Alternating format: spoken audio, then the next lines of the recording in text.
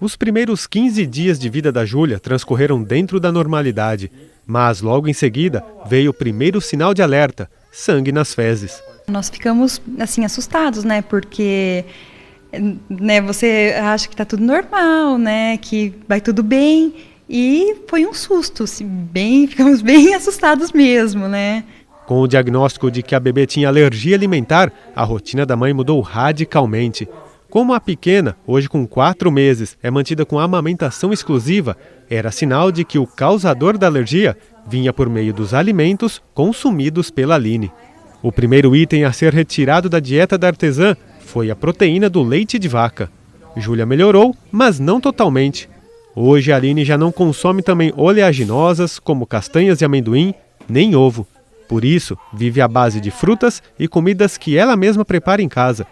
E na hora de cozinhar, mais uma medida foi adotada. Todos os utensílios usados foram comprados à parte e jamais tiveram contato com os alimentos que ela não pode comer. Dificultou bastante, porque a gente tinha o costume de pedir marmita, comer na rua, né? E agora a gente só consegue comer as coisas que são produzidas dentro de casa. E é difícil também pela vida social, né? Porque muitas vezes um churrasco, sair para ir numa pizzaria, em algum lugar, já é impossível, né? Então a gente vai rebolando. Se é para ir na casa dos amigos, eu faço uma marmitinha, levo a minha comida, não deixo de participar, mas tudo tem que ser a minha comida, né? Júlia melhorou, ganhou peso, mas até atingir essa condição, Aline quase tomou uma medida mais drástica, mas foi convencida pela médica de que não era necessária. Segundo a médica, não é tão grave por não afetar a parte respiratória, né? Então ela nos acalma por causa disso. Tanto que há um mês e meio atrás, eu até pensei em parar de amamentar. Mas ela falou que não era necessário porque não era tão grave assim. Casos como o da Júlia são cada vez mais comuns no Brasil. De acordo com a Associação Brasileira de Alergia e Imunologia, cerca de 1 milhão de crianças no país têm alergia a algum tipo de alimento. Destas, 350 mil desenvolvem alergia à proteína do leite de vaca.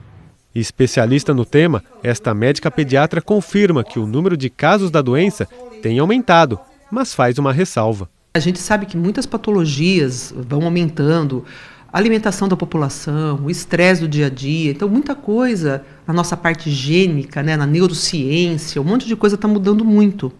Mas assim, o jeito que é feito o diagnóstico, então hoje existe uma confusão muito grande nesse termo da alergia à lactose, a alergia à proteína do leite de vaca. Então o diagnóstico tem que ser feito muito bem. Kátia explica que intolerância à lactose é um problema que pode afetar até 75% da população a partir dos 2 anos de idade, por conta da diminuição no organismo da enzima que digere esse açúcar.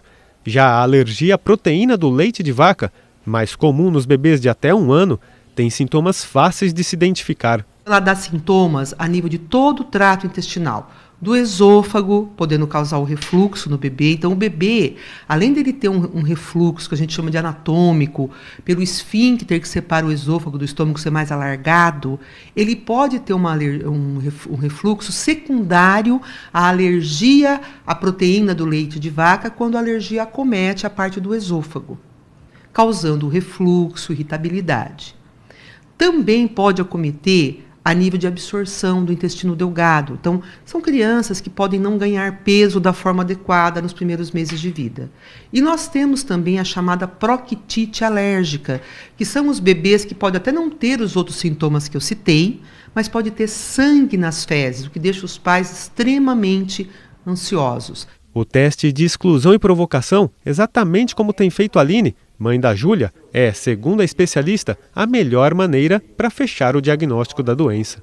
Nós temos que excluir o alérgeno da criança, ou se a criança estiver tomando fórmula, mudar a fórmula, ou se a mamãezinha estiver amamentando, fazer a dieta de exclusão na mãe, para que não seja passada a proteína para o bebê. A gente faz essa exclusão por 60 dias, os bebês normalmente melhoram muito, e aí se é feito o teste de provocação. Você provocando, surgindo sintomas, você fechou o diagnóstico. Aí o tratamento para essa alergia é de 6 meses a 1 ano de exclusão da proteína que está causando alergia. E praticamente 100% das crianças que têm essa alergia, que acomete o trato gastrointestinal, com esse tempo de exclusão, elas curam totalmente.